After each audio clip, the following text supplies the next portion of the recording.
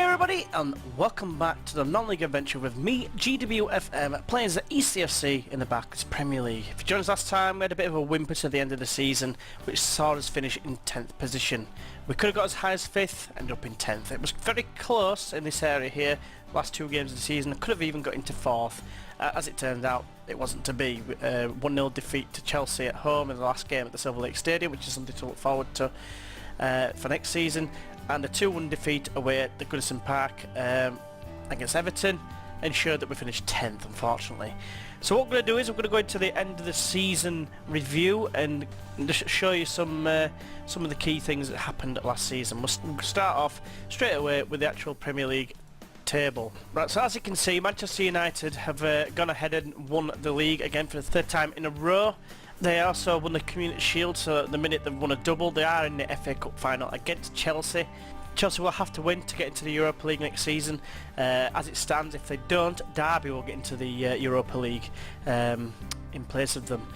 But as you can see, you know, from our point of view, 10th is not a bad finish. I think we finished 13th, thinking of first season in the Premier League, 16th last season. So it is a big improvement. Increased by 10 points really, and we kept ourselves in with a shout of European qualification, so that was very pleasing. It's just a bit of a shame that the end of the season didn't pan out exactly how I liked it. You can see we scored 57 goals, which wasn't a great deal compared to seasons gone by. If I remember rightly, we scored about 60-70 odd goals in the first season, but that was with a more attacking system. This is a more structured system, which is supposed to be more focused on defence. However, we still managed to concede 54 goals, which was shocking. 6 against Derby County, for Christ's sake. You can see them all there, really. Some big teams there: Man United, Arsenal, Liverpool, to some extent Tottenham and Everton. They all scored quite a lot of goals against us, and Tottenham was languishing down here for large spells. So they've done well to finish 8th and above us. Yeah, if you look at the season preview, we were like joint with like 6 other teams to finish bottom of the league. You know, so we've done really well. We've overachieved, finished 10th, above like the likes of Stoke, who were predicted to finish in 10th. Reading as well, who were largely disappointed. I've got a sneaky feeling that was partly down to us taking one of their main men off them in Ledesma. He's been absolutely quality for us, and we will get to the team shortly. I just want to have a look at the player overviews. So Paulo Dybala was the Golden Boot winner, with Martial in second and Allman in third. So yeah, Allman, I've already mentioned him. I think he scored against us again, but you can see there why. He's just amazing, isn't he? I've got my budgets. Been given just shy of £40 million suspended and 1.1 million on wages, which gives us an extra like 220,000 a week. So we will be looking to maybe try and bring some people in. I'll have to let some people go. Some people have been disappointing, likes of Reece Oxford, which I did get told after signing him that he's probably not the best player in the world, and I think he proved it this season. He did start quite brightly, but then his performance just seemed to tail off in the midpoint of the season, and it ended up being Rekic and Martin in central defence. However, I think I might have to replace Rekic as well, because he is 31 going on 32, so it's definitely something I need to look at as well. So other things of note, looking at the stats here, most key passes, Paul Lukunku, 261 key passes. I don't know who the next one was, but it's pleasing to have someone in the top ratings. Also in the player of the match, you've got 7 player of the matches, which is exceptional. Average rating, he's actually got the player of the season joint with Thiago Gomez. Kyle Walker-Peters, nice to see him up there as well. He joined for £1 million from Man United, so I was very pleased. It's very pleasing to see him in the list as well. He did get the joint most red cards with 2, so I can't really complain.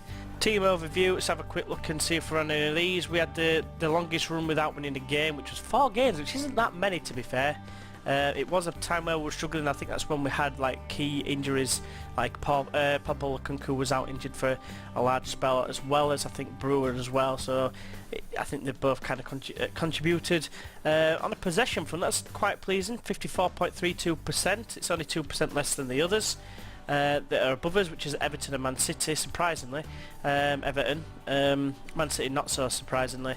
Everton spent the most money. Where we were, I won't like to say, but I was going to have a look at that. But we don't really appear in any other team awards or whatever. So next I'm going to go into the awards winners, and as you can see here for the player of the, not the month, Player of the Season, Football of the Year, we'll go for that one. Martial won that. You got the Player of the Year. Golden Glove went to Ivkovic of Man City. Goal of the Season went to Koke. It won't let us select it for some reason, but never mind. Can select the others, by the way. Powerful effort and killing shot. I don't know, even let us use Dybala's knee. They must be retiring or something, I don't know why. So we'll go for the Manager of the Year, which was this dickhead here, Mihailovic, who keeps trying to wind us up all the time. I would have loved to have beaten him as well, another added reason to beat Man United, because he acts like a dick on here, is like worse than Mourinho. Players Player of the Year was Thiago Gomez. You could argue that when I know they're on the same average rating, but Lukaku, he, just make a note of this, 36 appearances. He was on the same rating, but somehow, probably because he plays for Man United, it's got something to do with it.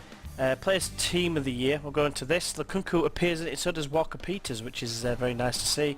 And we're actually able to see a direct comparison. He's won it for playing one more game than him. That's how I'm seeing that. He's played 36 games as opposed to Lukaku's 35. Got the same rating, but he nicks in ahead of him. Basically pure luck really, because Lukaku got injured for a bit.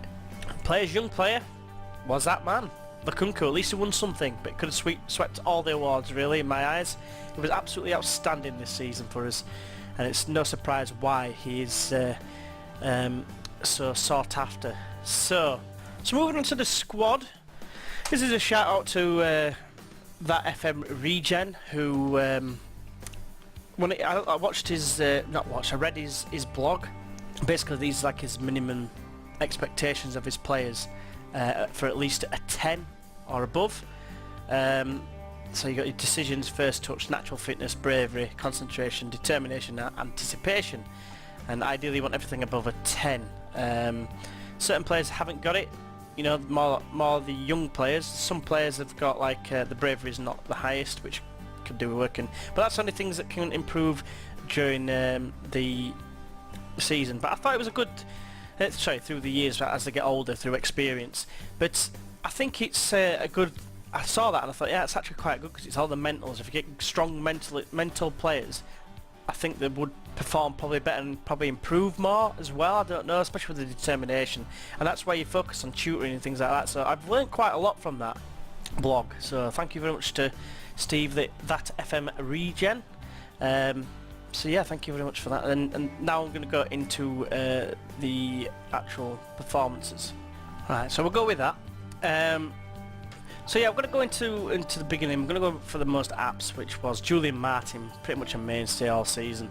He missed a couple of games early on, followed by Big Z, who did get injured towards the back end of the season. Lukaku, that man, of course. We'll have a look at the people on loan later. But yeah, he's played nearly 40 games, including substitute appearances. You got George Davis, who's made 39, including sub appearances, and then Rekic making up round off the top 5 for this first 11. Very impressive indeed in terms of keeping fit for Karim Rekic, who still can do a job. He's 31 years old. I'm almost certain he's not far off turning 32, so that's going to be something to look out for.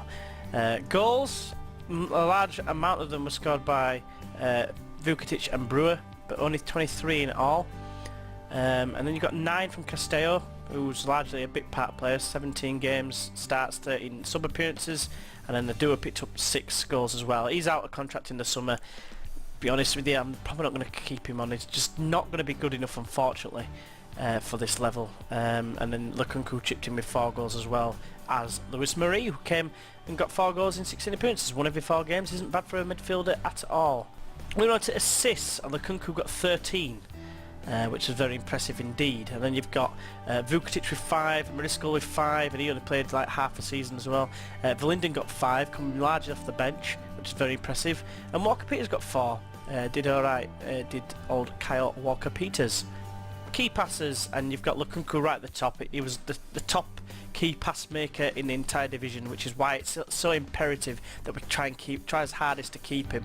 That was followed by Kyle Walker Peters and George Davis, and Brewer got quite a few in, as well as Castello and the Dick and a few others. It's quite tight in that sort of area there, but they're the main standout performers.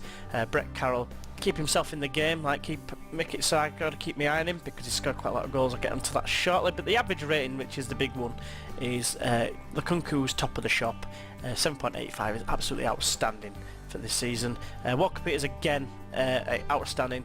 This time 7.8 average rating for the season. The Dick not doing too bad, you know, covering for him or rotating with Kyle Walker Peters with a 7.6 average rating.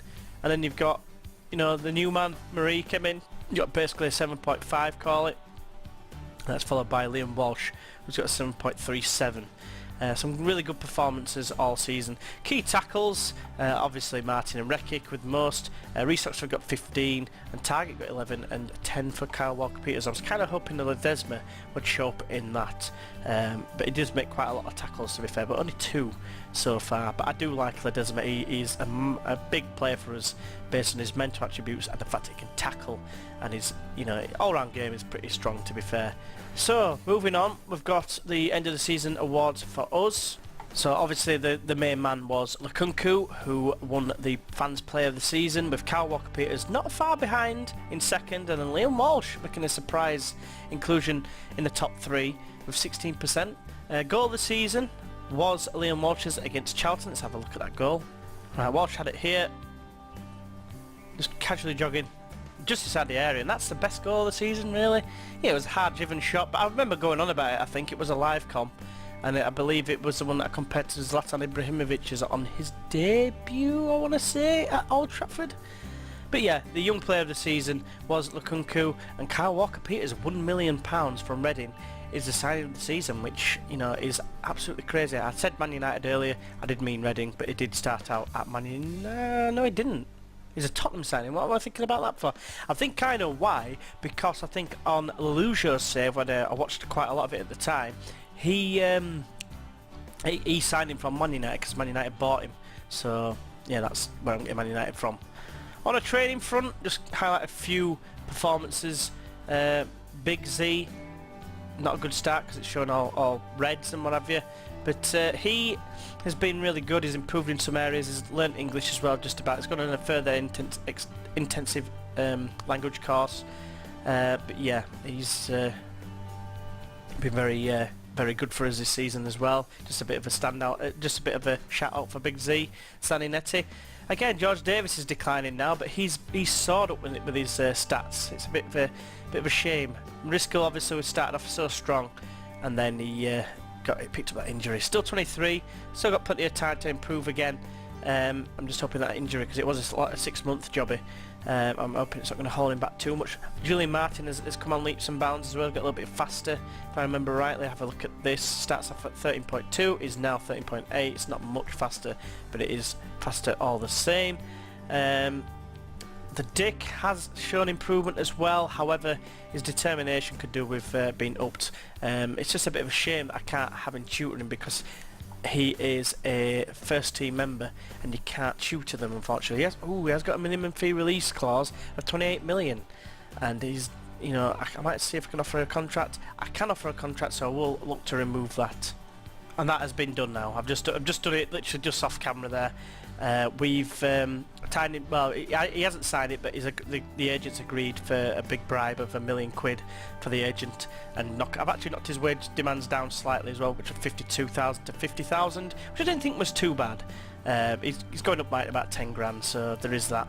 He has got a relegation release fee clause. They did want another minimum fee release clause, but I've got rid of that as well. So hopefully, if he accepts it, we'll be laughing. But Kyle Walker Peters has signed a contract extension earlier on in the season. Verlinden's staying for another season. He's a good option as a backup, and he's relatively cheap as well. He had a minimum fee release clause. I got rid of that. It was only like 1.2 million as well as his minimum fee release clause. Why no one's come in for him, I have no idea. But Verlinden's done alright for us, actually. If I have a quick look at him, he's not done bad for us for 145k. In 3 seasons he's averaged roughly around a 7 and did a job for us. He got some big goals for us, only a couple of goals in the league, but there were some big goals if I remember rightly. Liam Walsh is contracted for another 2 years. I think that should see him to 9 years. I might need to give him an extension just to make sure he gets that testimonial, which would be very pleasing to see. But yeah, Roy Brewer's wanted as well. He's contracted for another 4 years, so they'd have to pay big money for him. I put 30 million on him. He was valued at 7. I'll be very disappointed to see him leave if he did. Right, finally, what I want to do is I want to show you the loan players then. So we're not bothered about AD White because he went out on loan just to, I don't know, get him playing. But Brett Carroll, he scored 20 goals in 29 appearances and 2 sub appearances. Got some decent stats in areas, especially his physicals, but for some reason he doesn't seem to want to improve in the technical area. Whether it's because he's playing for our affiliate Ebbsfleet, I don't know, but he should be able to improve surely. He's got the potential to perhaps be a 3-star player in the Premier League. So he's got some good heading. His first touch could do with working on. Show could do his first touch, but his finishing. But I'm trying to play him a complete forward, and as you look at it here, he's nowhere near it at the minute. He needs to improve his concentration, which is obviously going to come with age. Dribbling needs to improve, and his technique needs to improve before anything else. But he's improving in areas, and he's doing okay in the lower league. He's scoring quite a lot of goals. The other guy, the main man here, is a guy that's on loan at Bury. I believe Bury finished somewhere mid-table, 11th, yeah, roughly middle. But you look at that, I signed him because of his 20 determination, because he have that same potential actually. But as you can see, he's improving quite a lot. But ideally, I think his first touch needs to improve a lot. Technique needs to improve a lot as well. But as you can see, he's got a lot of greenery there, so I'm quite pleased with his progression. So he's the 5th choice striker, but he'll probably become the 4th choice behind Nathan Adua. He's going to be getting let go. His stats look amazing. I tried having him shoot with someone and they fell out straight away. He did retrain to become an inside forward, but he just never performed, unfortunately. You know, 6.96. Got a couple of big goals here and there, but I think he's definitely one I need to replace for next season. So as it stands, I need an attacking midfield left, inside forward, and 2 defensive centrals. I think as fullbacks, you know, I've got Kowalski. I need to try and sign him again. He's still a wonder kid, so I'm going to try and sign him. I also want to try and sign Marie, because I think he's a fantastic prospect. He's a wonder kid as well, so if I can try and sign them, I don't think we'll be able to, like, because he's from Juventus and he's valued at 13 million. But if I look at his reports, it doesn't tell us, but his consistency is down. But he's definitely got the capability to become a top player in the Premier League. So that's going to be my focus. Probably Kowalski, because he's always improving. He's 19-year-old and he's only valued at 2.9, so I reckon we could get him for fairly cheap. Then you've got Kowalski, Marie. Sign them 2. Let Adua go. Replace him, and then try and get some defenders in and hope that we can hold on to Lukunku. It looks like the Dick is going to stay. The agent's a penis, so he's not going to want to sign a new contract, which is a bit of a pain. Otherwise, I'm pretty happy with the team. Otherwise, I think if we'd have had Pedro still, as well as the Desma, I think would have been sorted in the defensive midfielder position. But we've got George Davis, who plays a defensive midfielder, which obviously his tackling's not amazing, but can do a job. You've got Mariscal then, and John Lewis Marie. But it's not the end of the world if we don't get Marie. If it's too expensive, I might see if we can get him on loan again. But if we get him as well, I think we're laughing. But it's just the fact that Mariscal missed quite a large part of the season. Still a quality player. Don't get me wrong, it just needs a bit more work again now. Just turned 12 again. But yeah, that's what we're looking for next season. Lastly, we're going to find out who won the FA Cup. Right, so the game against the FA Cup final went to extra time. A lot of chances, 29 shots to Chelsea's 18. Man United, but ended up 0-0, and it went to penalties, and not many goal scorers. Only 5 penalties scored. Well, 5 penalties missed as well, I suppose. But yeah, Man United just edged it on penalties, which means that Derby County will be in the Europa League next season. There's one last thing I want to check, which is who wins the playoff final for the Premier League. It's between Cardiff and Sheff Wednesday. Let's see how that goes down. The Dick has actually signed a contract as well, by the way, so he's no longer got his release fee clause. Right, so finally, it's taken us about a year to get to it. Sheff Wednesday have beaten Cardiff in the final of the Championship playoff.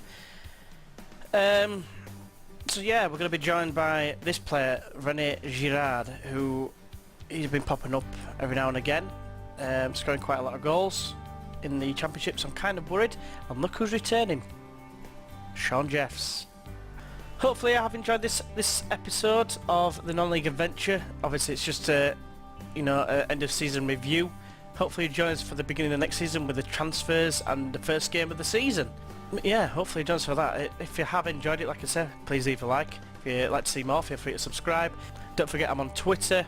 Occasionally I might be going on Twitch in the near future. We'll have to wait and see. Just keep an eye out. And yeah, hopefully you join us for the next one. And until then, I'll see you then. Bye bye.